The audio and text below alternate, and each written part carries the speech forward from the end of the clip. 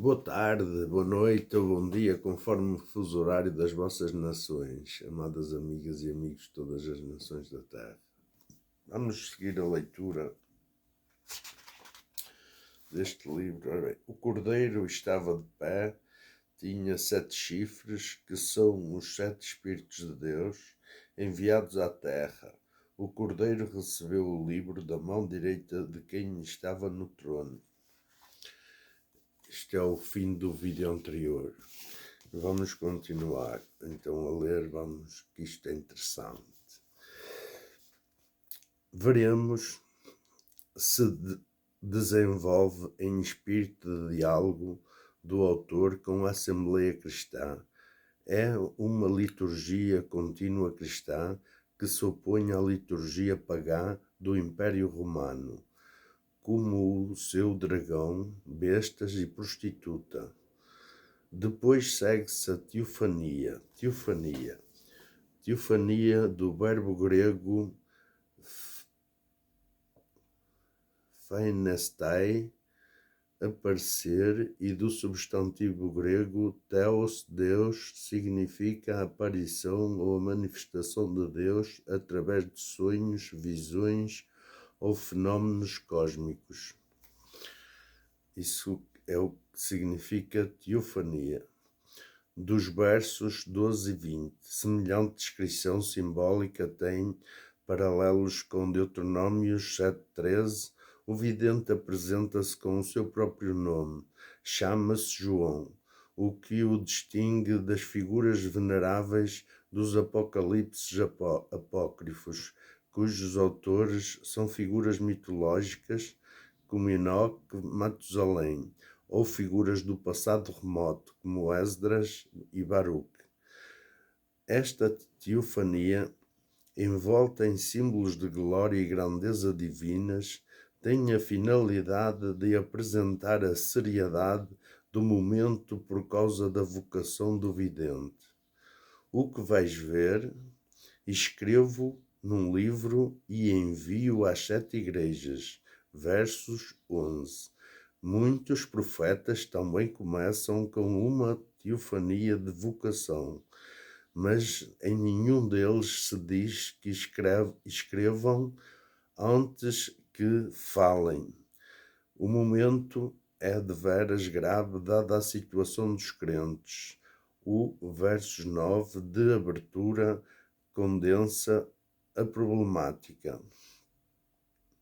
Eu, João, vosso irmão e companheiro na perseguição, reino e resistência por Jesus, se Jesus, nos sinópticos, veio apresentar a pregação do reino, o mesmo faz João, ver 1, 6 e 5, 10.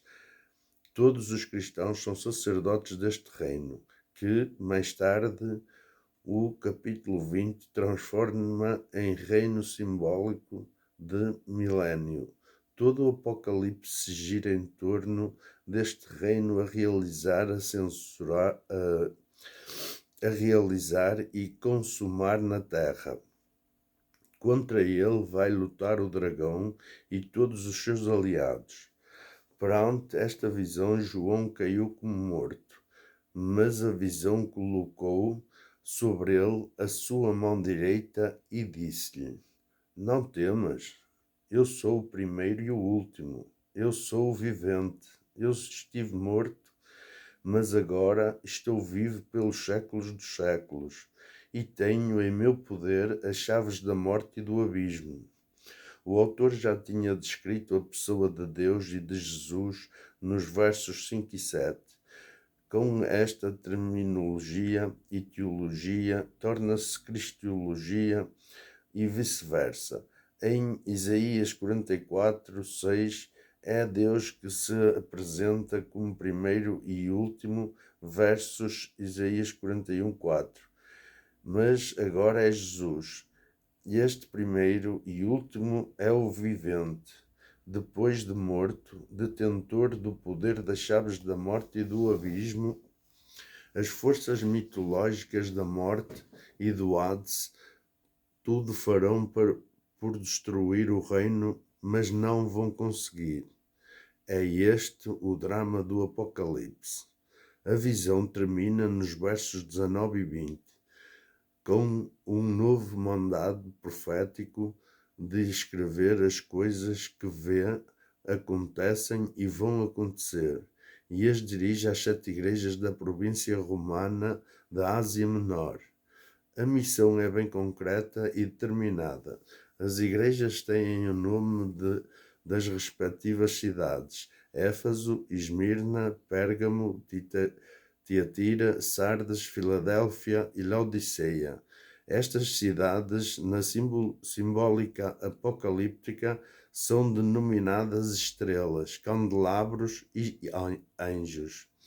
Versos 20. Tal simbólica aparece no primeiro livro de Enoque 18. Com os 7 astros bons e maus, ver também Tobias 12:15, Testamento de Levi 8. Nos livros gnósticos aparecem os anjos planetários, os célebres arcondes, do grego significa chefe, senhor. O substantivo aparece 37 vezes no Novo Testamento, referindo a autoridades judaicas e romanas, aplicado a Cristo, aparece apenas no Apocalipse 1:5, com o sentido de poderes ultraterrestres. Ver ME 3:22 e 1 Coríntios 2, 6:8, Éfesos 2:2, Jó 12, 12, 31, 14, 30, 16, 11, acho que é isso. Arcondes, e nas cartas pseudonímicas de Paulo, em Colossenses 1, sujeitos a Cristo, e em Efésios 1:21, acima de todo poder, principado, autoridade, potestade, dominação. 32. Ver Saint Pétrement, les dieux séparés, les origines du gnosticisme, Cerf, Paris, 1984.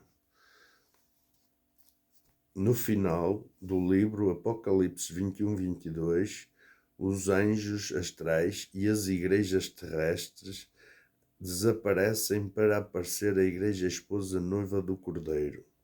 O autor desmistifica este mundo astral no primeiro livro de Enoque e demais apocalipses, ao passar a descrever o bom e o mau de cada uma destas 7 igrejas. O presente histórico e o transcendente apocalíptico de anjos, astros, candelabros caminham juntos. O vidente não é historiador e muito menos um cronista. As 7 igrejas representam a grande igreja de Jesus Cristo em tempos de aflição e prova. Cartas às 7 igrejas, 2, 1-3, 22. Já vimos que o Apocalipse não se interessa diretamente com os nossos dias ou com o fim do mundo, mas sim com as igrejas do tempo do autor. Nestas 7 cartas, o autor oferece-nos informações preciosas sobre a vida cristã de então. A partir destes dados é que devemos olhar para o presente e o futuro.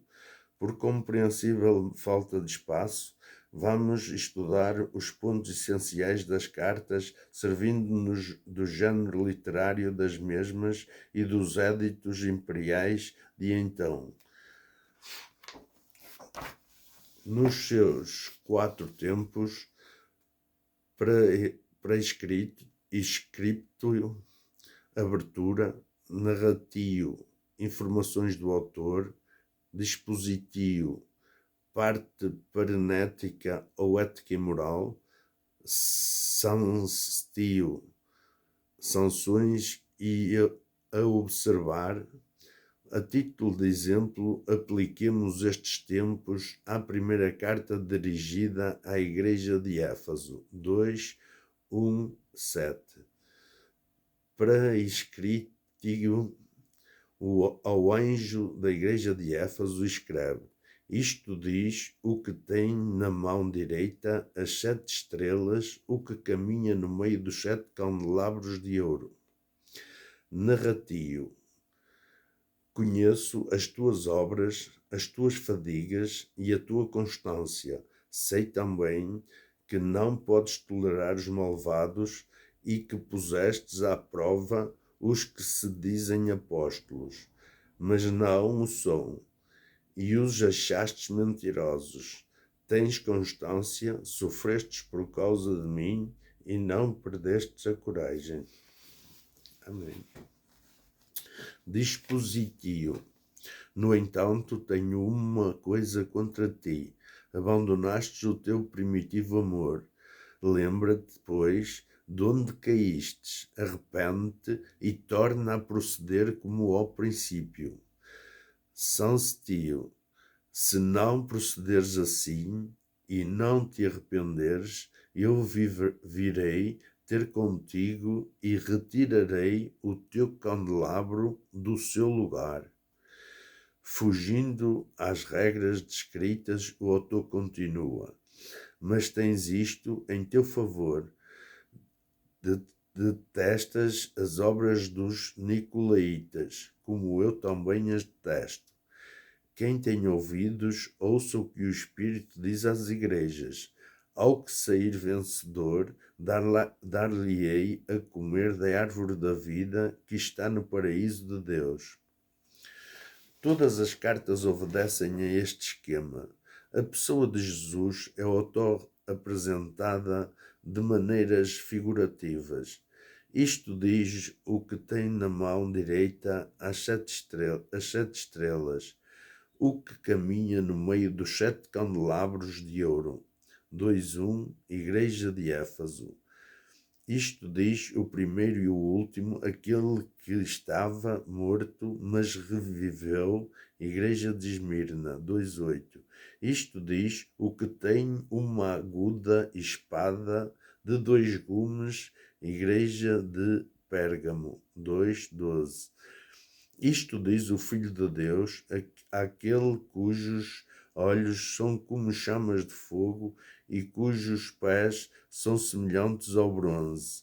Igreja de Tiatira, 2.18. Isto diz o que tem os 7 Espíritos de Deus e as 7 estrelas. Igreja de Sardes, 3.1. Isto diz o Santo, o verdadeiro, o que tem a chave de David, o que abre e ninguém fecha, e fecha e ninguém abre. Igreja de Filadélfia 3.7. Isto diz o Amém, a testemunha fiel e verdadeira, o princípio da criação de Deus, Igreja de Laodiceia 3.14. Pensamos ser fácil ao leitor descobrir nestas imagens a riqueza evocativa da cristologia do autor. Embora se trate de cartas concretas, esta maneira imagética de apresentar a pessoa de Jesus é tipicamente apocalíptica. O mesmo se diga da conclusão de todas as cartas com a expressão quem tem ouvidos, ouça o que o Espírito diz às igrejas. 2.7, 11, 17, 29, depois, 3, 6, 13, 22. O que varia tem a ver com os dados concretos do narratio, dispositio e sensitio. Das 7 igrejas, só 2 não têm qualquer defeito. Esmirna, 2, 8 a 11, e Filadélfia 3, 7 a 13. Todas as demais têm virtudes e defeitos, com exceção da última, Laodiceia 3, 14 a 22, que nada tem de bom. O que mais interessa os estudiosos são as informações negativas sobre os falsos apóstolos e os nicolaítas da igreja de Éfeso 2, 3, 6. A sinagoga de Satanás da igreja de Esmirna 2:9. A doutrina de Balaão e dos nicolaítas da igreja de Pérgamo 2:14 a 15. Os jezabelitas, discípulos da profetisa Jezabel da igreja de Tiatira 2:20-22. E finalmente a sinagoga de Satanás, a igreja de Filadélfia 3:9, que já aparece na igreja de Esmirna 33. Sobre este assunto, ver C.J. Emmer, de Letters to the Seven Churches of Asia in their local setting. GSMT Sup 11. Sheffield 1986. F. Contreras, Las Cartas de las Siete Iglesias. Este Bib 46, 1988, páginas 141 a 172.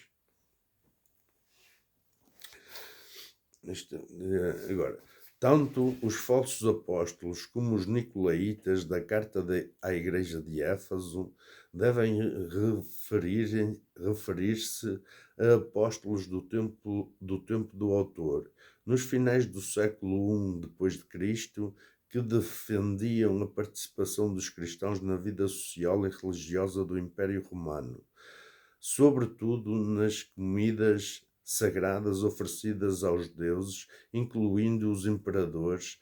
Este assunto aparece em Apocalipse 13 de modo mais concreto.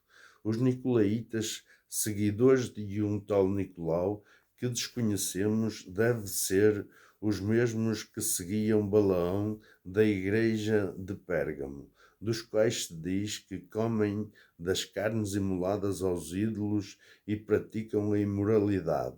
2:14. Partilham também das ideias da profetisa Jezabel da igreja de Tiatira, retratada desta maneira, Jezabel, essa mulher Ten-Ginaika, com artigo definido, que a si mesma se chama profetisa, ensina e engana os meus servos, levando-os à imoralidade e a participar em banquetes idolátricos. Concedi-lhe um prazo para que se arrependesse da sua imoralidade, mas ela não quer arrepender-se. 2:20-21.